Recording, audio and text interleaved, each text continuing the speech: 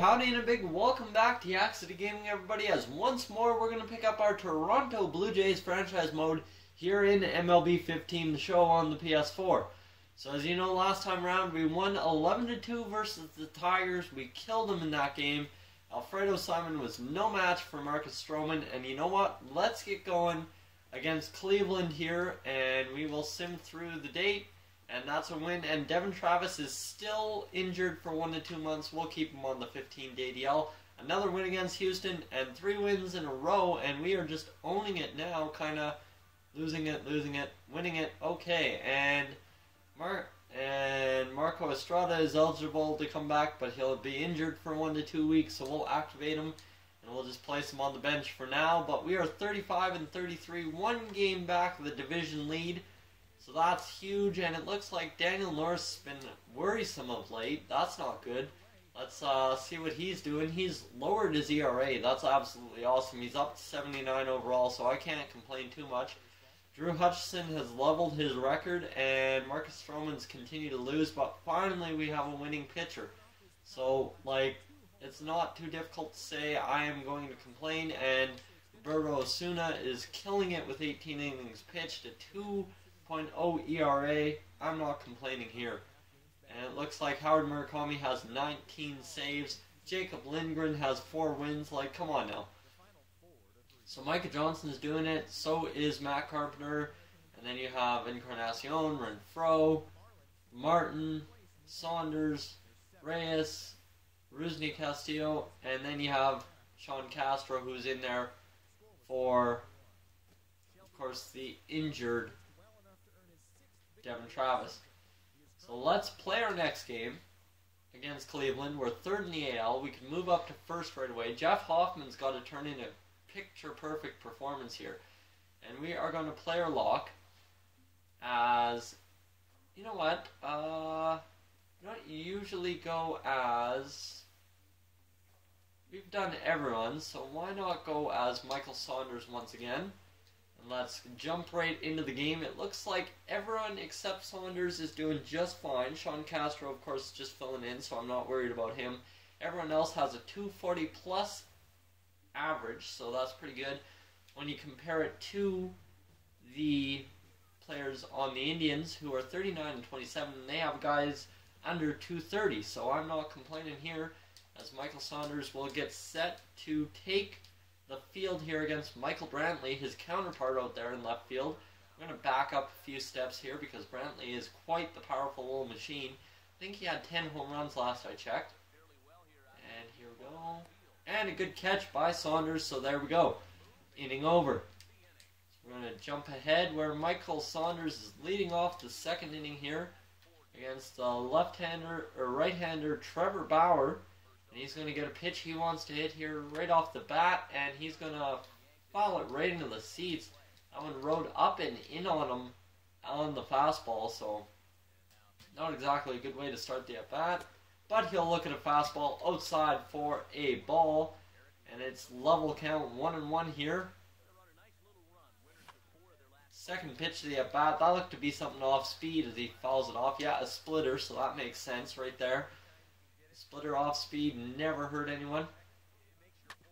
And he's going to drill this one, get out of the box slowly, and that will be an out for Saunders to lead off the 2nd inning.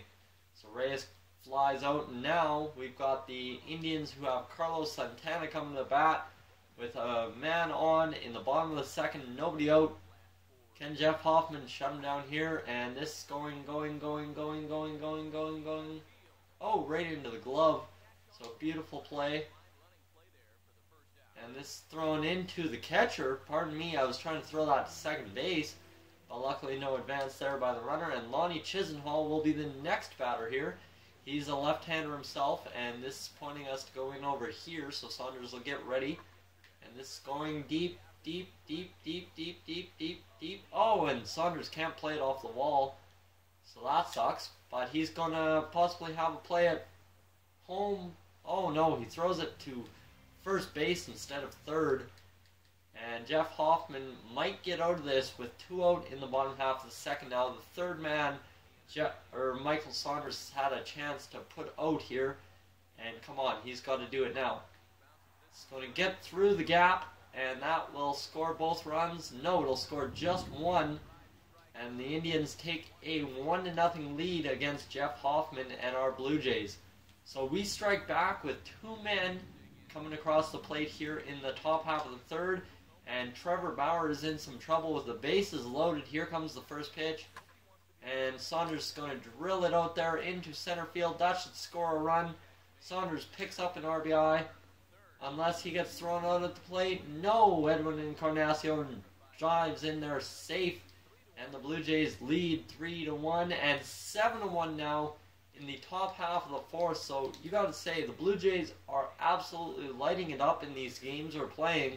The offense is coming to life big time. We'll take a strike on the outside corner for a 0-1 count, but there's a man on first, so we can do some damage. Oh, and swing right through the two-seamer, why don't you? Gavin Floyd on the mound for the Indians right now. Ball number 1. So 1-2 count. Saunders has been working the count all game, except for that sac fly, so it's not like he's been doing nothing. And that is an easy take for a ball. 2-2 the count. We should have had a 3-1 count, but of course that sketchy call. And here comes pitch number 5 of the at-bat. And a cutter fouled off. That had rising action to it, not just normal cutting action. So that was an interesting little pitch to end up having to swing at. Here comes pitch number 6. And we're going to ground this into a double play. Yep, a weak little hit. And Saunders is out on the back end of the double play. And we will move along to the bottom half of the 6th. As here comes... I think that's Jason Kipnis, if I'm not mistaken, the beard there.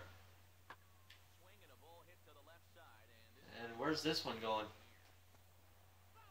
Foul, that's Brandon Moss. Never mind, pardon me. Jason Kipnis is the leadoff man, and Michael Saunders will now come up to bat with a man on first. So Saunders with a chance to move him over to third. Oh, and the changeup is ugly right there at 82 miles an hour. That has to hurt. We'll try and get another pitch here. And that looked to be maybe another changeup as we just didn't wait long enough. No, it was a cutter that time. So an 0-2 count quickly for Michael Saunders, who's yet to get a hit in this game. He'll take the changeup outside. So now we have a feel for how fast it comes in. But still, it's coming in there way too slow for us to really be able to get a good jump. And how about a curveball in there for ball number 2 to level the count at 2-2. So Saunders really doing his part of working the count. Here comes the 5th pitch of the at-bat. And Saunders is going to foul it off into the seats, hopefully. Yes, just into the seats. So a 6th pitch is required here. And he has just been owning this at-bat. Here comes... And he's going to tee off on this curveball. Deep, deep, deep, deep, deep, deep. Oh, into the glove right against the wall, and that's an out. No way. Oh, Saunders took that curveball for a ride, but just couldn't get it over Brandon Moss. So bottom of the 7th now. 93 pitches for Jeff Hoffman. Unless that looks like Mark Burley's number out there. Yeah, that's Mark Burley. What's going on here? That's not good news. We'll have to check the box score after this one. And we'll go to the bottom of the 8th here. With it looks like a new pitcher on the mound. I think that's Chris Withrow, if I'm not mistaken. And this is going deep, deep, deep over to the park. Goodbye, home run. So Michael Saunders ain't getting that one. And Jacob Lindgren will now come in, surrender a base hit, and... Looks like Lindgren allowed the runner to get up to second, but he is just going to be able to shut this inning down if Saunders can make the catch. So here comes the pitch. This is going deep, deep, deep, deep, deep, deep, deep, deep, deep. Oh, and it's foul. So they try and rule a home run, but that's not going to work as Lonnie Chisenhall gets on base, and now Saunders has another opportunity here to make an impact. Lindgren not getting out of this inning quickly here. And this is going to be skied in, and they're going to hold the runner at third base as Saunders threw it in, looping it to Matt Carpenter. And that allows, oh, brutal. 6 runs have come across the score, and this game is now a Howard Murray chance to save a game type scenario. But Saunders gets to bat first, and he'll foul this two-seamer off. So Saunders, this at-bat could actually be very pivotal. If he can get a 3-run lead for his team, that would be huge. And that'll be outside for a ball. So this is not exactly the way we wanted this game to turn out. Of course, we had that nice 7-1 lead. And now Saunders fouls that one off. So I blame faulty pitching, but Jacob Lindgren's been fantastic all year. I don't know why that would happen. And this is going to get away, and this might be allowing the runner to advance to third. Maybe just a second. Yeah, just a second, so a wild pitch. And we'll try and get this going.